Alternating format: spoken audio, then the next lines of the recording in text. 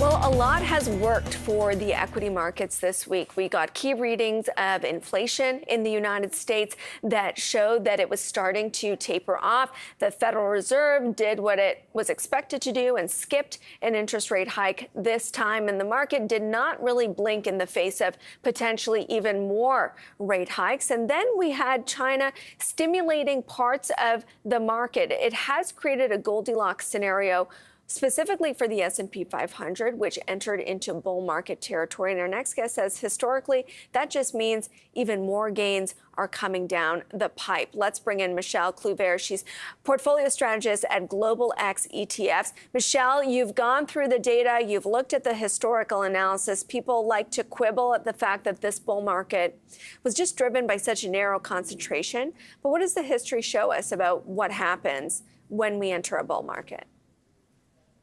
Hi, Amber.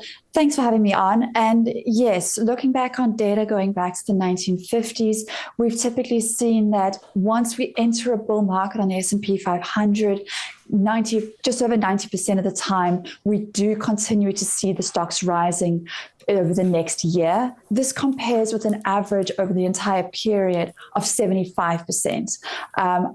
Obviously, we do have a very narrow rally, but we are starting to see elements where it is broadening out to a few more sectors, as well as broadening out into smaller cap stocks as well. And so if we continue to see that broadening of the participation in the market rally, that would be very encouraging for the market continuing to rise. Those that are looking for a pullback cite that narrow concentration, but also the overbought conditions on the S&P 500. Then when you look at the percent of profits that group is contributing, it's actually falling.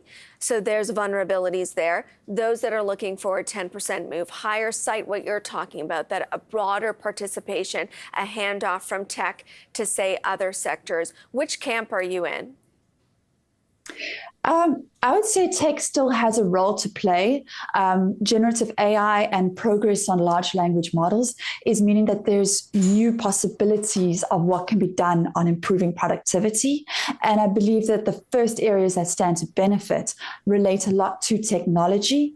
And so there are areas that can benefit on the tech side, but it certainly is going on to other sectors as well, particularly on specific areas within industrials. And industrial seems to have the hot hand right now. It's up 1.5%, up to a 1.5-year high. When you look at the components, though, it's really the travel sector, those travel stocks that have led us, and even some of those packaging companies like FedEx. When you talk about industrials, are you talking about the efficiency that they could gain from applying AI technology?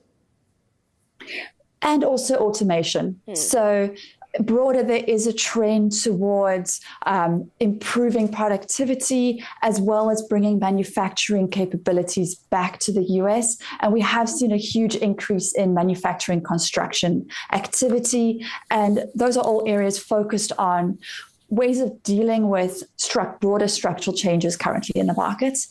Over time, this is a theme that will play out over a longer period of time, though.